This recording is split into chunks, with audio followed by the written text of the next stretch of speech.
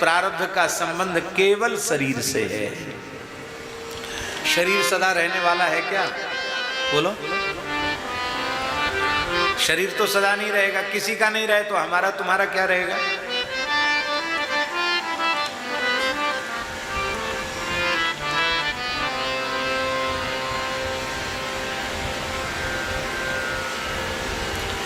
आज भगवान की कृपा से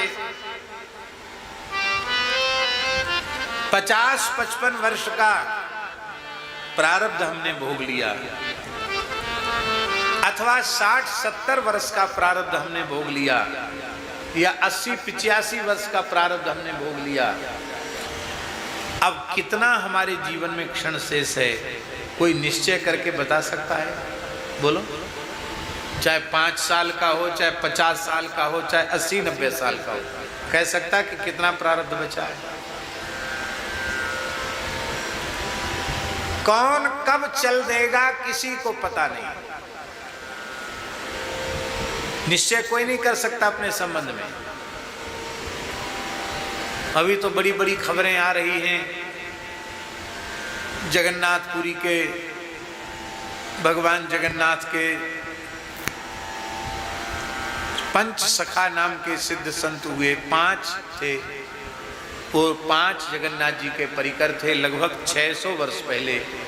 उनमें से पंच सखाओं में से एक श्री अच्युतानंद दास बाबा ने भविष्य मालिका नामक एक ग्रंथ लिखा, जिसमें बहुत भविष्य की घटनाएं हैं। उनमें से प्रायः सभी घटनाएं जो हो चुकी हैं वो तो उनके द्वारा जो कही गई वो सब सही। जगन्नाथ मंदिर में ऐसा होगा, नील चक्र टेढ़ा हो जाएगा, एक गीध लेकर के ध्वजा को चलेगा, आग लग जाएगी, वो सारी बातें जो उन्होंने कही थी वो सत्य हो गई।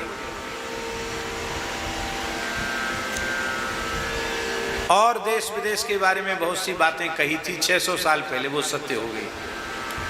तो वे सब बातें सत्य हैं, तो उनके अनुसार तो आगे आने वाला समय इतना विलक्षण है कि पूरे विश्व की 70% आबादी समाप्त हो जाएगी। अच्युतानंद दास जी बोल रहे हैं कि तृतीय विश्व युद्ध अवश्य होगा।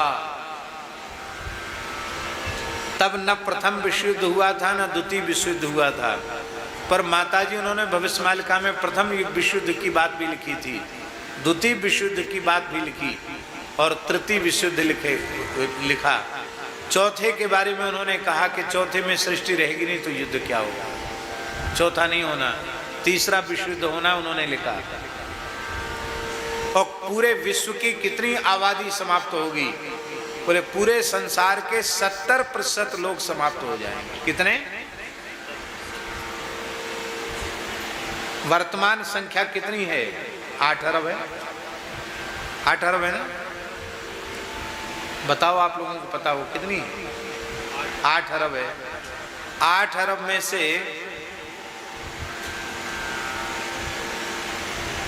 30% कम कर दो तो कितना हुआ? हम तो गणित पढ़े नहीं, हम तो जोड़ के बता देते। आप लोग बताओ भाई, 8 अरब में से 30% कम कर दो, कितना हुआ? हैं? 5.5 करोड़ के करीब, 5.5 अरब है। 5.5 अरब के अरब के करीब। सही बात।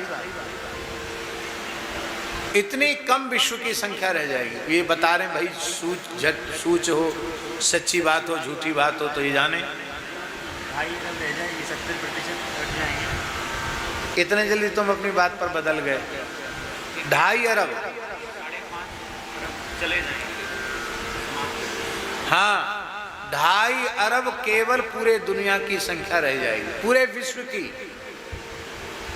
एशिया महाद्वीप की नहीं। उपलब्ध जितनी दुनिया है, संसार है, केवल 2.5 अरब लोग बचेंगे, बाकी सब जैसी आराम।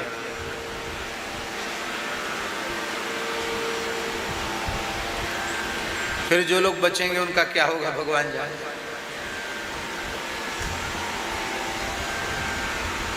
और संभावनाएं ऐसी बन रही हैं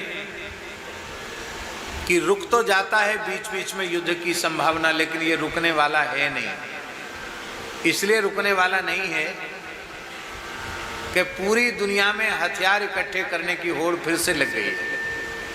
अभी थोड़ी ठंडी थी, अब फिर जितने देश हैं सब कहते और हथियार खरीदेंगे और बेचेंगे और बनाएंगे, सेना में और अधिक खर्च करेंगे। तो कोई भी क्रिया व्यर्थ तो जाती नहीं है, ये सब होगा।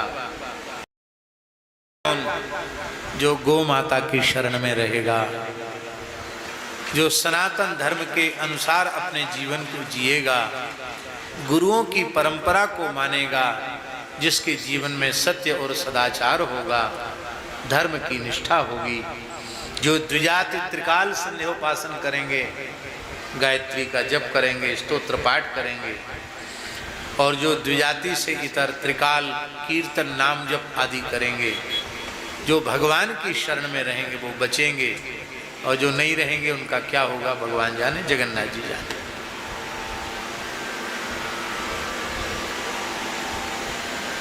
तो हम इसलिए कह रहे थे कि प्रारब्ध कब किसका पूरा हो जाएगा, इसको भगवान के अलावा कोई जानता नहीं है। तो सबसे बड़ी समस्या तो खत्म हुई, संचित नष्ट हुआ, क्रीमाण का बंधन नहीं रहा, अब बचा प्रारब्ध। और माताजी क्रीमाण कर्मों में भी कथनचित संकल्प पूर्वक कोई शुभ अशुभ बन जाए तो वो भी शरणागत भक्त के पास नहीं रहता। जो उसके प्रशंसक हैं उनमें उनका शुभ चला जाता है, जो उनके निंदक हैं उनमें उनका अशुभ चला जाता है। इसलिए निंदा स्तुति में संत समान रहते हैं।